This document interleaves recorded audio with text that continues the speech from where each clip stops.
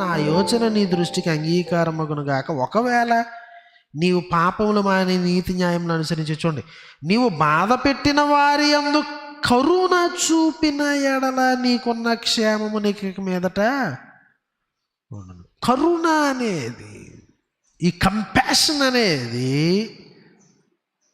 Even పెద్ద పెద్ద రాజ్యాల్లో లేనప్పుడు కూడా దేవుడు రాజ్యపు విలువది. నువ్వు ఒకవేళ ఇది చేస్తే దేవుడు నీ ఎడల కరుణ చూపిస్తాడేమో అని చెప్పినారు. యాకోబు పత్రిక 1వ అధ్యాయంలో ఈ విలువలు మనకు తెలుసు. ఈ లోకపు విలువలు, ఈ లోకపు ఆజ్ఞలను ప్రభు యొక్క ఆజ్ఞల్లో నుంచి మనం వడగట్టాలి, వాటితో పోల్చాలి. ఫిలెమోను పత్రిక అదే. ఆ రోజుల్లో బానిసత్వం అనేది యాక్సెప్టబుల్ థింగ్. మరి బానిస అయిన వాడు యేసుక్రీస్తునందు విశ్వాసం ఉంచితే వాడు నాకు సహోదరుడా లేకపోతే నా బానిస? ఎట్లాగా? ఫిలెమోను పత్రిక ఆ విషయాన్ని డీల్ చేస్తుంది, ఎట్లాగా ట్రీట్ చేయాలి.